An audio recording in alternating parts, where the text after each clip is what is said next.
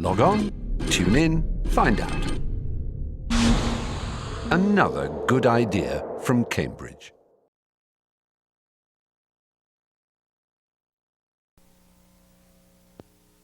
The following video was made from home movies taken by Christian and Missionary Alliance worker CarterHolton in the Chinese province of Gansu and neighboring areas, including Tibet.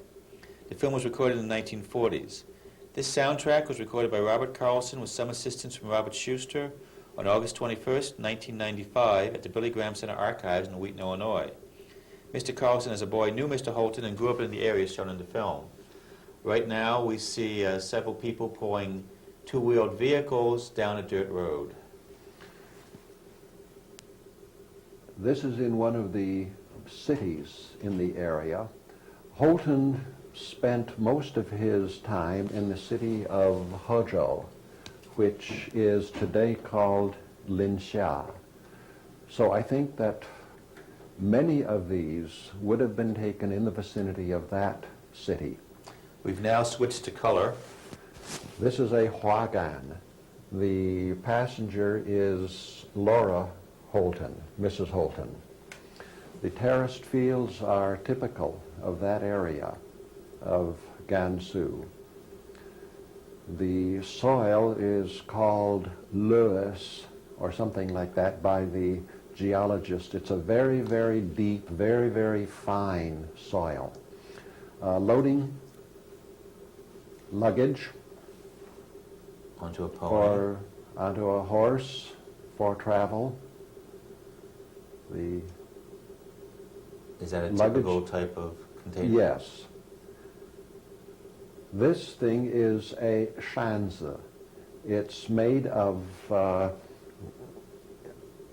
mat covering it, and passengers ride inside, and it's carried by a couple of mules. It's a most uncomfortable way to travel, used primarily by women and children. Do you recognize that site they're passing? No. I would guess that it's probably in the area of either Lanzhou or Hezhou, Linxia. Here are people Laura loading up a Holton truck. is getting up onto the truck. She's on the top of the truck. That was probably in Lanzhou, which was the capital of the province. Hezhou was... And here we see several people once again loading up Yes, donkeys. loading up, probably for the trip from Lanzhou to Hezhou, which was a couple of days. Laura Holton at the extreme Is that her left on the husband table. next to her? Or? No, he would be taking the picture. I don't recognize anyone else. I'm not sure where this is. I suspect that it's Hezhou or Linxia, as it is called today. Here we see a street scene of people walking along the city walls. Inside the town. This is the CIM headquarters in Lanzhou. I recognize the Moon Gate. Quite possibly the mountain pass between Lanzhou and Hezhou.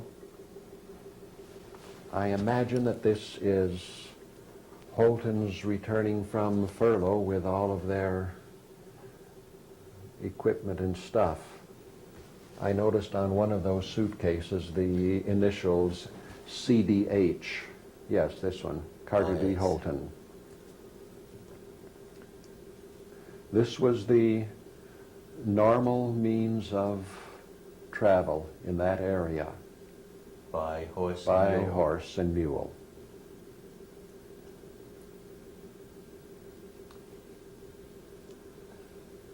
The roads which would handle carts had to follow the valleys and were slower. Ferry across the river, I think probably the Xia River at Linxia, at Hezhou. But I'm not sure. Another ferry, I think you see ice floes going down the river there. That thing is propelled by a couple of oars. This was a private business? Mm-hmm. And you see them here towing the ferry upstream a ways from which point it will start out, and together with the flow of the current, it'll end up at the proper place on the other side. We've got two of them here. Getting an animal onto the ferry could be a little bit tricky. The mule's a bit bulky. In we go. Halfway. Come on, that's right. On the right, a Muslim. How can you tell? His hat. These are logs being floated down the river. This is not transportation for people, but it's the way to get logs from the wooded areas downriver to the areas where the wood would be used for building materials. A couple of raftsmen on there. I believe they're Tibetans. And you can see that these rafts are made of several sections, sort of like a semi that has a couple of trailers on it. Do you recognize the river at all? It could be the upper part of the Xia River, which goes past Linxia and then into the Yellow River. But it could be any one of a number of places. Switch to black and white again. That's what you call whitewater rafting? I've ridden one of those, but not through rough water like that.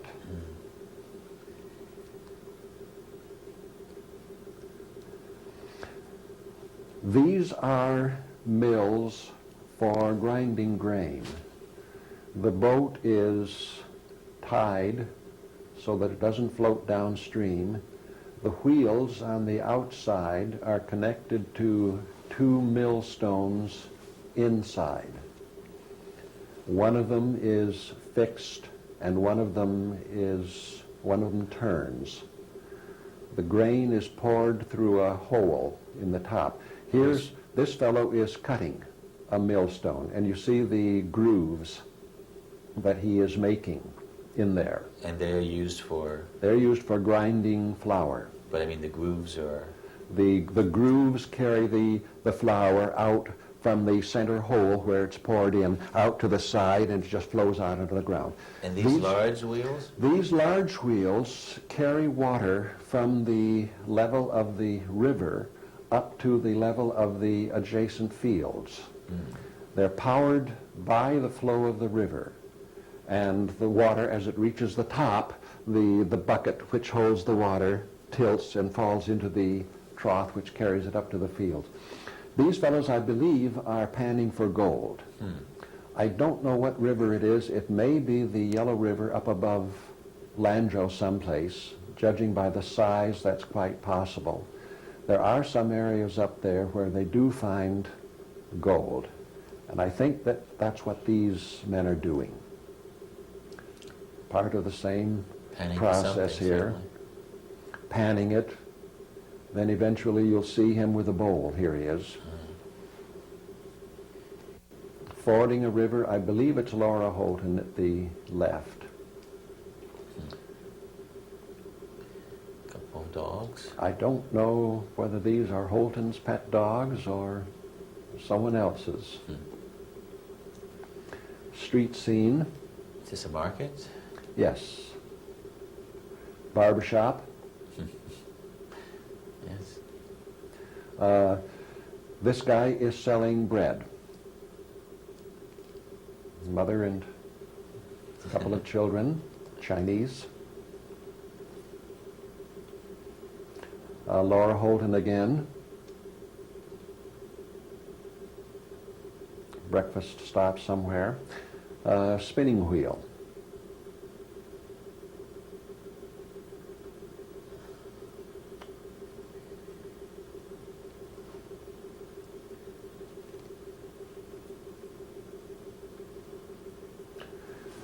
The laundry. Beating out the laundry at the stream. Beat it out on the rocks. And I don't know what they are doing here, whether this is the equivalent of ironing or something else. Food stall. Much bigger in the market.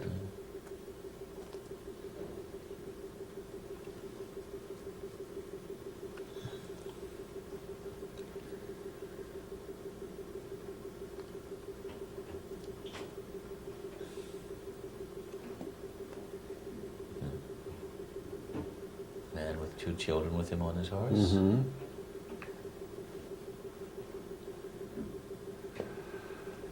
A procession of some sort, I'm not sure for what purpose. There was one festival at which people would go out and cut down branches from the trees and bring them into town. I don't know whether that's part of this or not. Again, I suspect this may have been Linxia. The city, I don't recognize. It's quite possibly Linxia, where Holtons lived. Of course, it's still surrounded by a wall. It was at that time. Most of those walls have been torn down, although some of the towers, such as this one, have been kept. Fruit vendor. You're wiping out his bowl there. This fellow's a Muslim. You can tell by his beard and hat. Oh.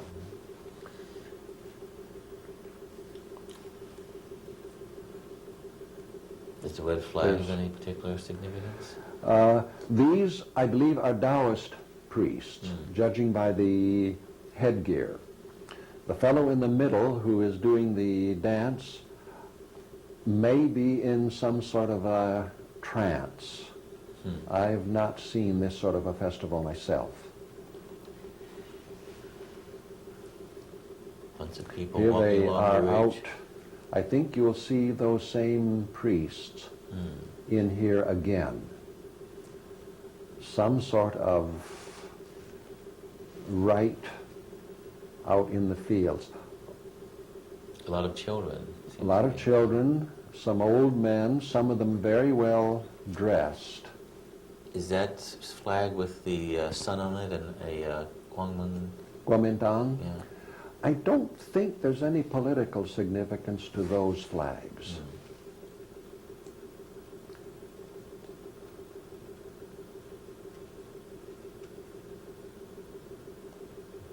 Ox cart. Funeral. There's the coffin. Here are the mourners. White was the color of mourning. They're coming out the city gate. And you see the same procession with the coffin. But now we switch to building a wall.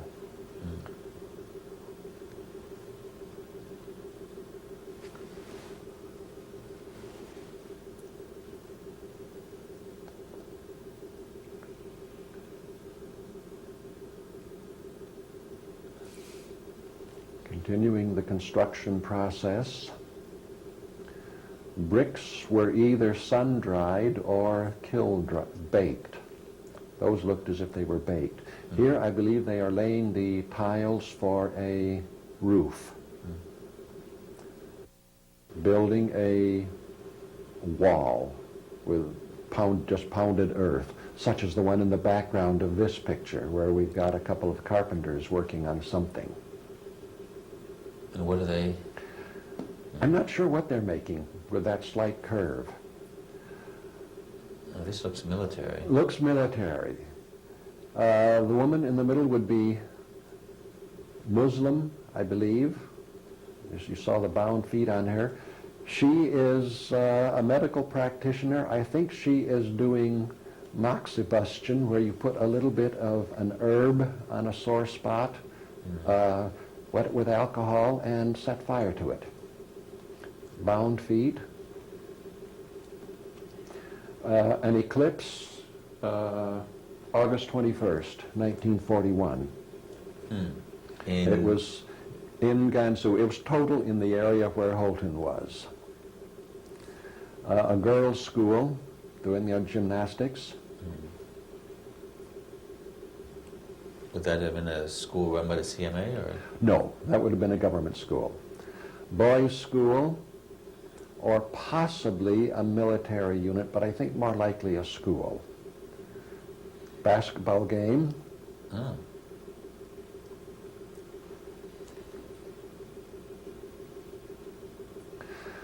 The CNMA at this time had no schools. We see a man falconing, looks like. Yes, again a Muslim with a falcon. Crossing a river, a rather rickety bridge. I have no idea what river this is or where this natural arch is.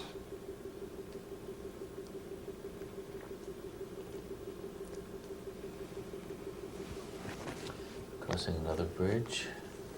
A peddler. It looks to me as if he may have a load of dried red peppers. He is perhaps just an individual entrepreneur, buys them in one place, takes them to another, and sells it for a little bit extra. A Muslim, washing, getting ready for prayer. Linxia, where Holtons lived, was a predominantly Muslim city.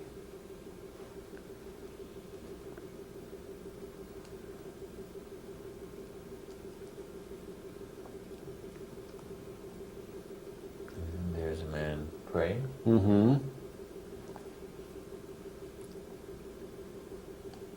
Facing Mecca. You notice the dry countryside. This, again, would be in Linxia, a sort of mass prayer meeting of Muslims.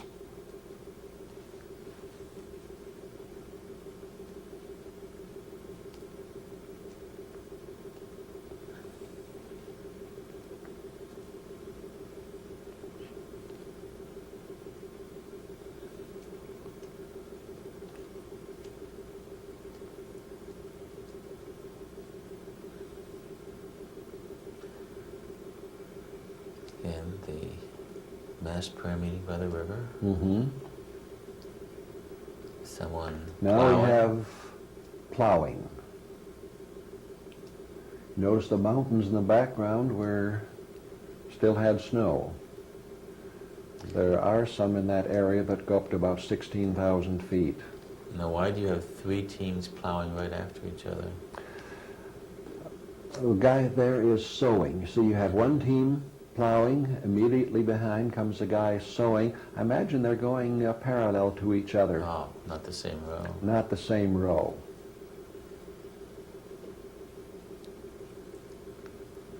Then women breaking up the dirt clods.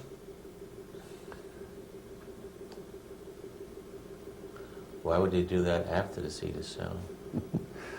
That's just the way it's done.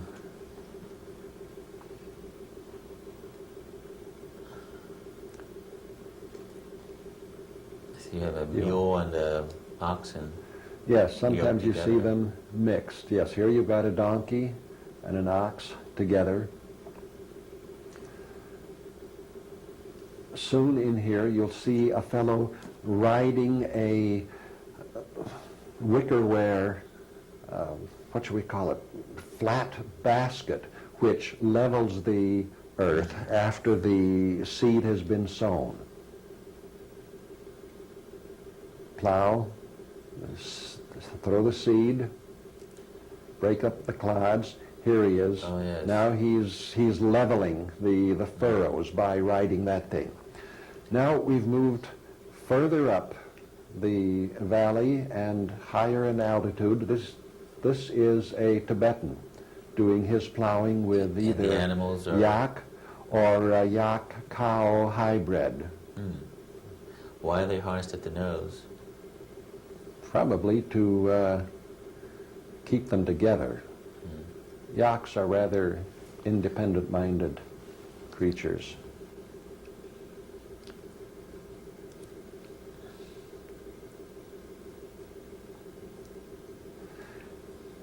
These are Tibetan women doing the harvesting.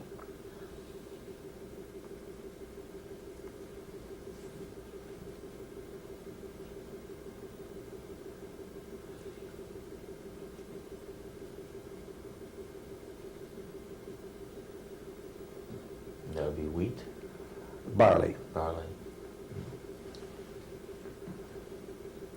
Let's see, you can tell they are Tibetans by the clothing, and a Chinese woman would never appear Half like naked. that, half naked. The one sitting down is sharpening her sickle on a rock, while the others keep on with the cutting. Now, is this one family harvesting their land, or is this a communal harvest? I don't know whether they did it as a community effort or whether it was individual. Because there's a group of them. So. Yes. Now we're back into Chinese territory. These are Chinese loading up the donkeys with the crop. Which is, can you tell? I don't know. Wheat and barley were the common crops, but that stuff looks too long for either one, so I don't know. Flailing to beat the grain out from the heads, tossing it in the air to winnow it, to blow away the chaff.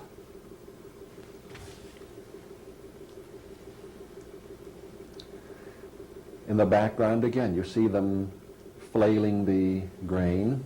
In the foreground, he has a couple of donkeys pulling a roller, another way of beating the grain from the out of the heads, separating the grain and the chaff. She's carrying the straw off, and here they're winnowing the final step. Throw the grain and the chaff in the air. The wind blows the chaff away, just like in Psalm 1, the chaff which the wind driveth away. More of the flailing, beating process. Both men and women working together here. The city wall, do you recognize? I would guess to be Hezhou, Linxia. It's a rather well-maintained wall.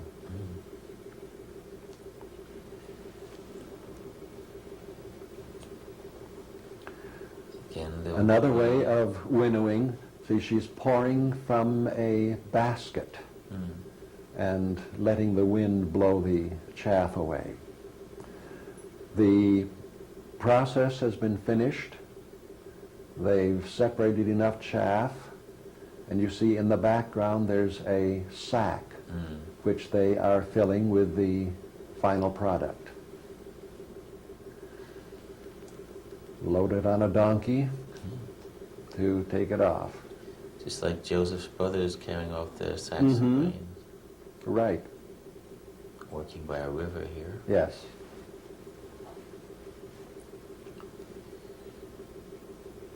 Winnowing again. Are these Chinese people?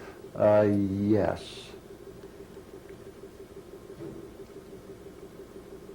Loading up the grain sacks again, or winnowing. Would this be happening at a particular time of year? In the fall sometime. This is another way of grinding grain with the water wheel. The vertical wheel is powered by water, and it's connected to millstones inside. Here you have a horizontally mounted wheel with water coming down from the side to turn it and turn the millstones which are up inside the building. And here's the type we saw before. The river boats again. Somebody's carrying off a sack of flour, the finished product. So after all the winnowing, they would take the grain here to be made into flour. Right. It's a young girl with a donkey and a load of the flour. Water carrier.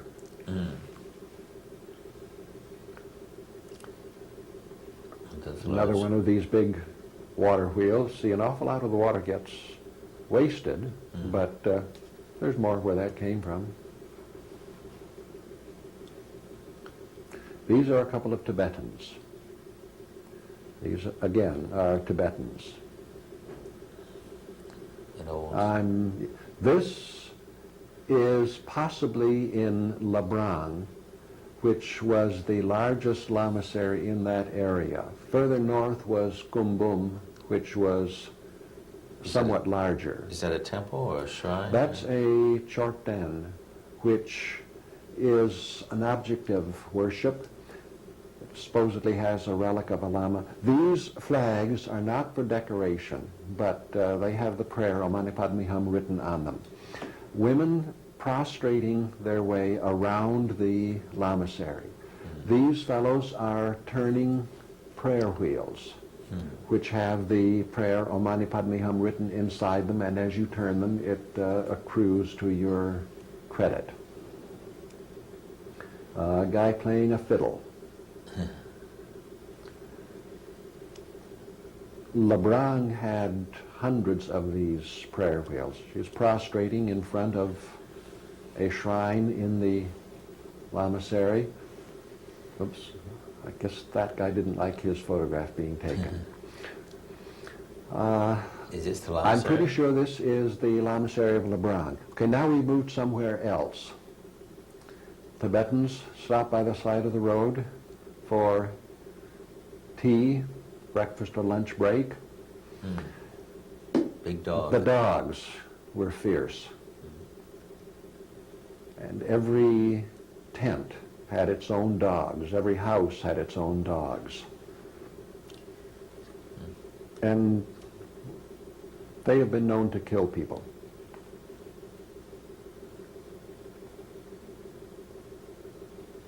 Couple of group of women here and others. These are Tibetans. Young boy. What are they doing? It looks as if they're doing a little bit of hairdressing. Each tribe had its own distinct style of hairdressing. Some of them had as many as 108 braids.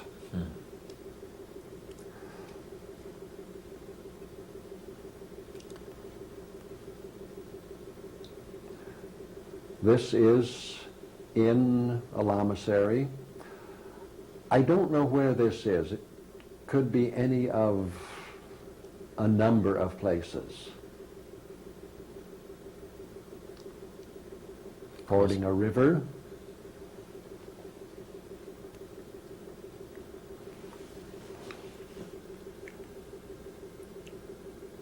This, I believe, is Hizhuo, or it's called Hezhuo now. The hall in the extreme left was unique. I haven't seen one like that anywhere else.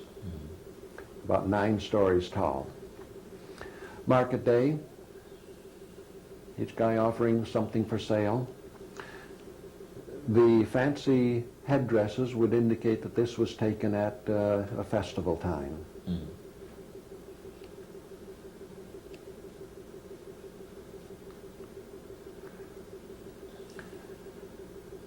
I don't know where these were taken. I have never seen that style of dress or that style of headdress. There were some Aboriginal groups in the area. There's a group called the Dongxiang, which was near where Holtons lived. It's possible that these were taken in that area, but I just don't know.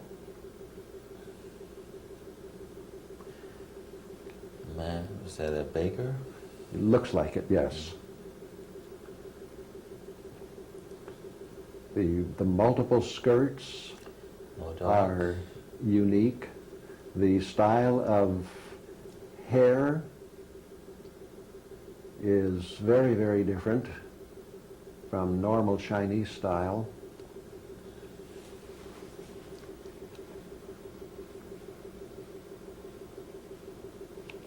Woman sitting on the ground. Mm-hmm. It would be very interesting to find out who these people are. I imagine these pictures are unique. She is Chinese at the left. In the black blouse. Yes, in the black and the bobbed hair. But these are traditional dress of whatever group that happens to be. Noodles.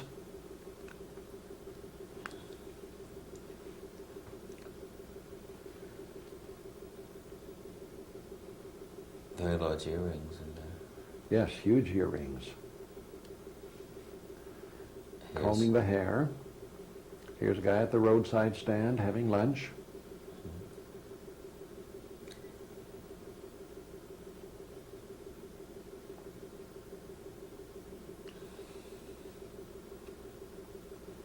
More hairstyling. Mm-hmm.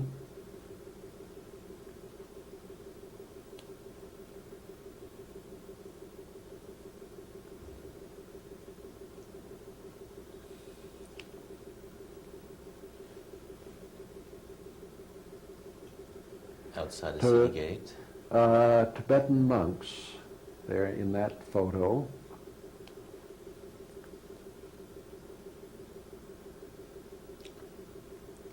A Tibetan lamasery again. Tibetan woman in the center, a Muslim at the left.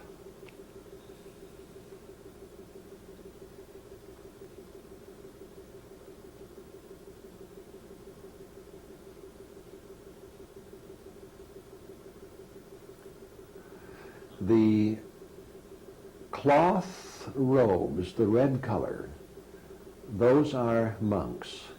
The other people are laymen. A couple of Tibetans, charm boxes and rosaries around their necks.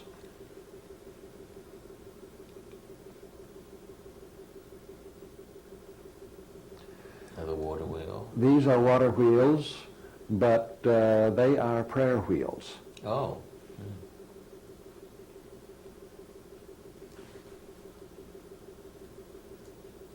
This looks like the Tibetan village of Drakana, the grain racks. This now is back on the Chinese side of the border. This is a funeral procession. People are tossing things inside the boat, it looks like? Yes, it looked like it. I see we have a series of paper and wooden effigies, figures, which are being taken out and burned at the cemetery. Are these ancestors? Or They are to accompany the spirit of the deceased. as servants? As servants.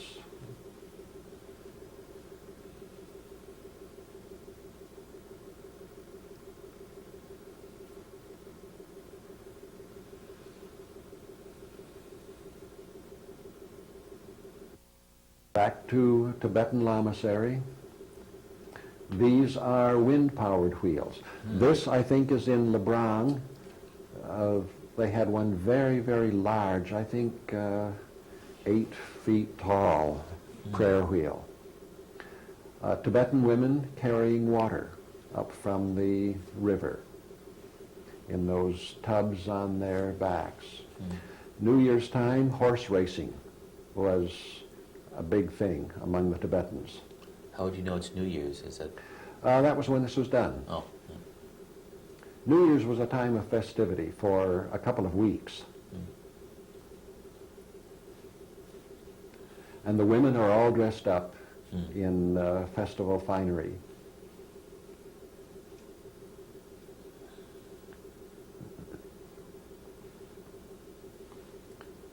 See the silver ornaments on the back? It's a display of the family wealth. And the very, very fancy hats. The sunning of the silken Buddha, which was done, again, I think about once a year. A procession of monks with the lamasery orchestra, again during the New Year season. A member of the orchestra holding cymbals. Here's the orchestra, the cymbal players. They're getting set for the dance, which was accompanied by drums and cymbals.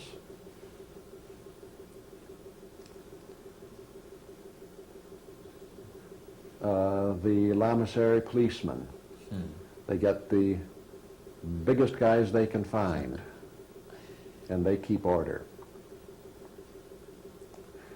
Well, this may be a lama, as distinct from an ordinary monk. In the center.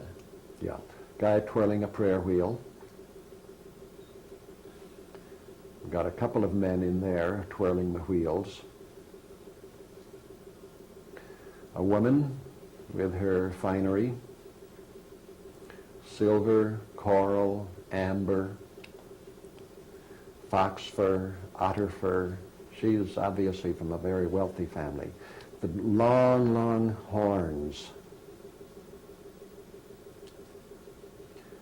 I don't know where this is. It's too small to be Lebrun. This is some kind of dance? It's some sort of a dance being done by women. I've never seen this. I don't know what the occasion is. The so-called devil dance or wishing prayer dance, which is done on the 13th day of the first month, is done by the monks. No. Is that an elephant? Yes. That's again part of the New Year's festivities. This, I think, are part of the sorcerer class, the Bon religion, which antedates Buddhism. Tibetan Lamaism has taken over some of their beliefs and customs. Seated on his throne at the upper left is the Lama. These are monks from the lamasery coming in. They'll be taking their places in this semicircle for some sort of a ceremony, again held during the first month, I believe. What do the gold robes represent? I think there are various categories of people, of monks in the lamasery will be in the center sitting around. And then on the outside is this crowd of laymen watching and worshiping.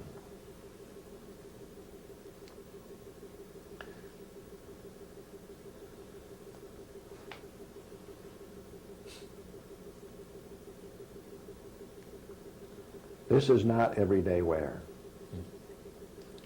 Possibly a lama. This is part of the dance, which is part drama, part allegory, partly for the amusement of the people, partly for the amusement of the gods. This is part of it undoubtedly has some sort of historical or allegorical significance.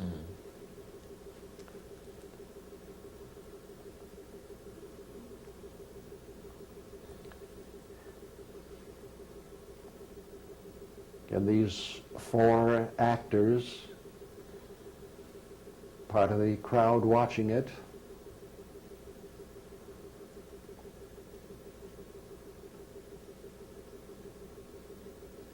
monks sitting in the background, the silk image hanging from the roof. Image of Buddha? Yes, or one of the deities. This dance goes on for hours. Various scenes, various costumes.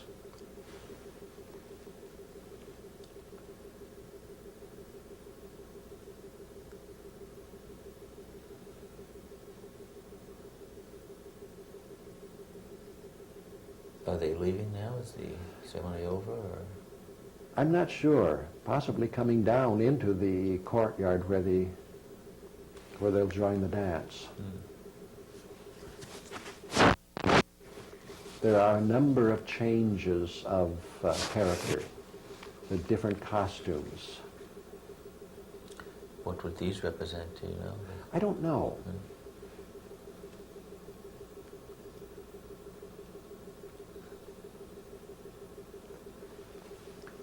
Various demons, evil spirits.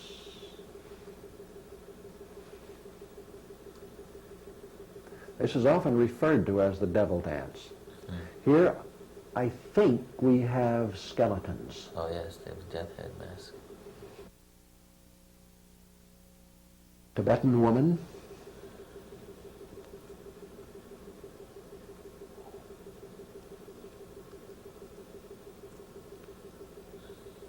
The scapegoat. He is to carry away the misfortunes of the people. With his headdress of feathers. Yes, the guy with the camera is my dad. Really? Edwin Carlson. Huh. This guy is dressed half black, half white, and he is there in the lamasery accepting donations from the people, and then he is driven out across the river into the hills. Is that a ceremony, or is he really driven out? Is he? In years past, they would shoot at him.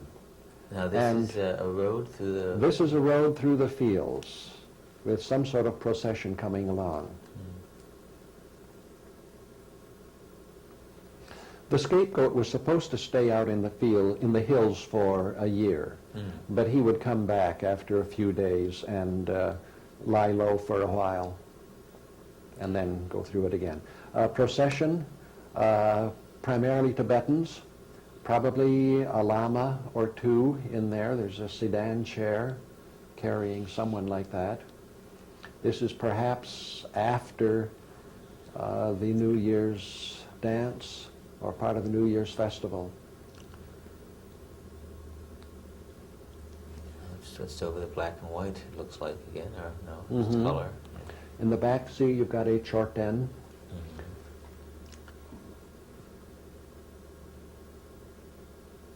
This, I think, is Lebrang.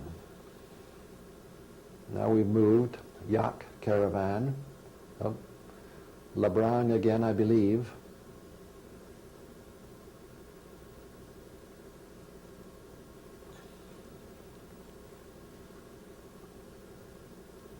Hunters?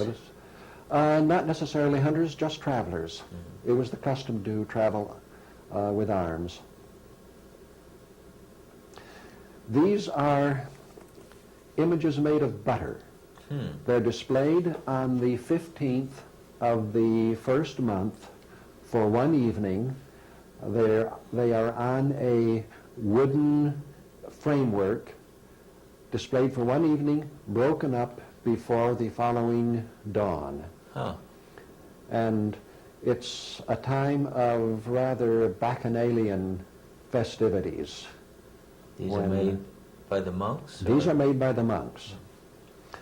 This is Lebrang, as it was before the communist takeover. The place was about 90% destroyed during the Cultural Revolution. It has been somewhat rebuilt, but today is nowhere near what it was in those days. Again, the lamasery, seen from the hillside opposite. The trading post, the town of Lebrang, downstream a mile or so. The living Buddha, the Lama of Lebrang on the left, his brother, and then Marian Gribeno, who was a CNMA missionary in Lebrang. And he was the one in Western clothes. Yes. The man in the center was called in Tibetan Alo. In Chinese, he was called Huang Zhenqing. He was the commander of the military garrison in Lebrang. After the communist takeover, he switched sides and eventually became vice governor of the province of Gansu. And that brings us to the end of this of the video. Yes. So, thank you. Is there anything you wanted to add? I think not. Okay. Thank you very much. My pleasure.